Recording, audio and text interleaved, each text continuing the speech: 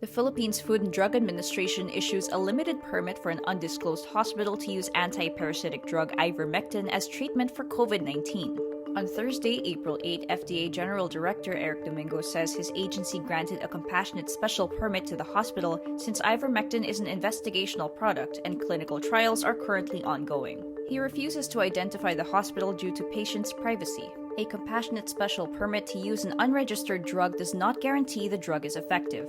This comes amid an ongoing public debate over the use of ivermectin to treat COVID-19 despite lack of scientific evidence. Meantime, some local government units under enhanced community quarantine start giving out supplemental aid or ayuda to qualified and affected residents. Around 22.9 million low-income individuals are entitled to 1,000 pesos worth of cash or in-kind assistance. Budget Secretary Wendell Avisado says there will only be a one-time cash assistance despite the extension of the ECQ. The Philippines suspends administering AstraZeneca vaccines to people under 60 years old. This comes after European regulators found possible links between the AstraZeneca vaccine and reports of very rare cases of brain blood clots. Food and Drug Administration Director General Eric Domingo on Thursday, April 8, says there is a need for additional guidance from the World Health Organization amid safety concerns from the vaccine. In Europe, at least 169 vaccine recipients reportedly experienced a rare blood clot after vaccination in April. More than a dozen countries already suspended use of the AstraZeneca vaccine, which has been given to tens of millions of people in Europe. Meantime, the FDA now allows the use of the Sinovac vaccine on senior citizens amid a shortage of AstraZeneca vaccines. But Domingo stresses, stringent evaluation of a person's health and risks should be done before deciding to proceed with vaccination.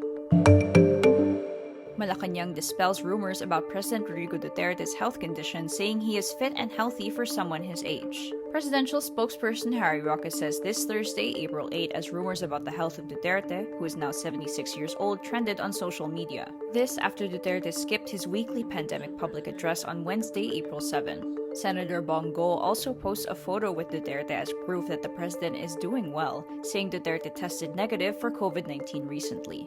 Duterte's public address was cancelled after 45 members of the Presidential Security Group personnel reportedly tested positive for COVID-19. But none of them were in close contact with Duterte.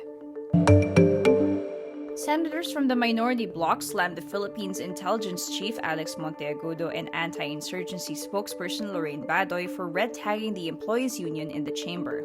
Monteagudo and Badoy accused the employees' union Senado of being a communist front organization. Monteagudo shared on his personal Facebook account on Tuesday, April 6, a post claiming that the Senate Employees Union allegedly serves as the eyes and ears of the Communist Party of the Philippines, its armed wing, the New People's Army, and its political arm, the National Democratic Front, to hijack government plans and programs. Badoy repeats the same allegations in a column published by the Philippine News Agency on Wednesday. Minority Senators Frank Drilon, Risa Hontiveros, Kiko Pangilinan, and Laila de Lima say Monteagudo and Badoy's act of red-tagging the Senate employees is an attack on the chamber itself.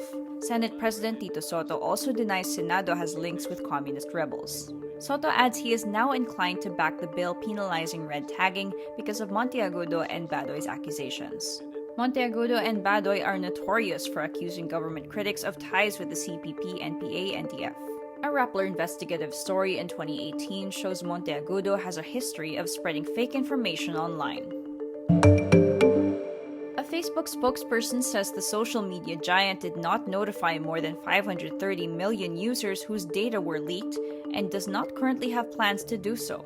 Phone numbers and other details from user profiles were leaked and made available in a public database. In a blog post Tuesday, Facebook says malicious actors had obtained the data before September 2019 by scraping profiles using a vulnerability in the platform's tool for syncing contacts. The Facebook spokesman says the company is not confident it had full visibility on which users would need to be notified.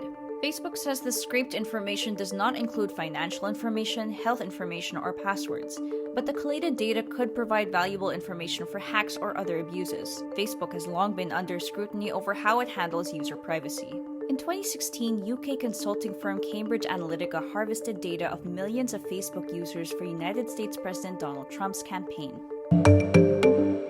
Korean pop group EXO is gearing up for an album comeback. In celebration of their 9th anniversary, EXO shares a birthday post on their social media accounts, followed by an L1485 spoiler.